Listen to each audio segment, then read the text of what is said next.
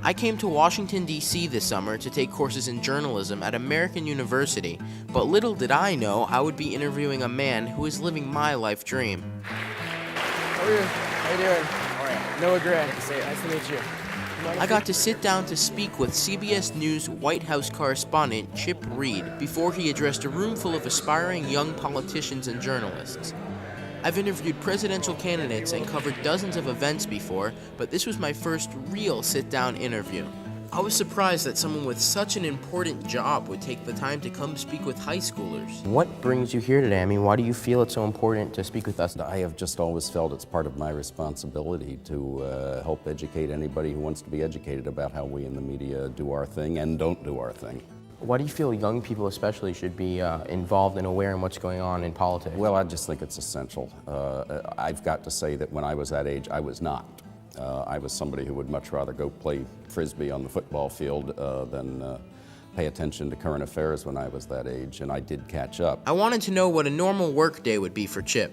Yeah, it actually, people think I'm insanely busy. Sometimes I'm not. It's a busy job. I'm sitting in front of the TV before 7 o'clock to watch the early show to see how CBS and the other stations are playing morning news that day. And I've got 3 newspapers, and I spend the next hour and a half or so going through the papers and watching the news on TV. And then I head for the White House, and I'm in the press area, which is just really 20-second walk from the Oval Office. Of course, I would be tackled by 12 Secret Service agents if I tried to make that walk, unless I was invited. And we do the briefing with Robert Gibbs every day. I spend a lot of the day on the phone and email communicating with people at CBS and people at the White House and people on the Hill and wherever else I can gather information. And then I either do or don't do the evening news, but I'll probably be out by 7 or 7:30 tonight. Does the White House ever tell you to emphasize a certain story? The White House, never.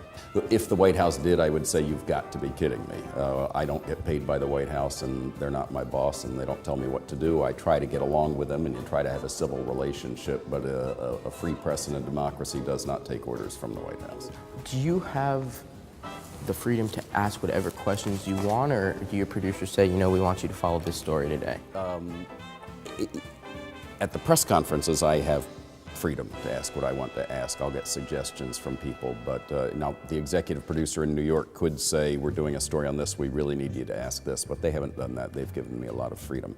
As for what story I cover each day, what will actually make it onto the evening news, I can push for a story, I can recommend a story, but in the end that decision is made by 2 people, and that's Rick Kaplan, the executive producer in New York, with some input from Katie Couric. While speaking with Chip, I found out he's far more than just a reporter. I was a lawyer. I have a public policy degree. I spent 4 years as a lawyer on Capitol Hill. I was even a lobbyist and a lawyer at a law firm. With time for only one more question, I asked him to give me and other aspiring journalists advice on how to best prepare for a career like his. Don't just take TV journalism. Don't go to school and say, gosh, I want to be on TV, show me how to be on camera. Learn the substance. That's where you're really going to make a difference. Maybe minor in TV journalism or major in it, but have a real emphasis on writing and English and history especially and political science. My time was up and the interview was over. As he walked away, I realized that I gained a lot of insight into what it actually takes to become a journalist that covers the White House. And because he came to American, I feel one step closer to my goal today.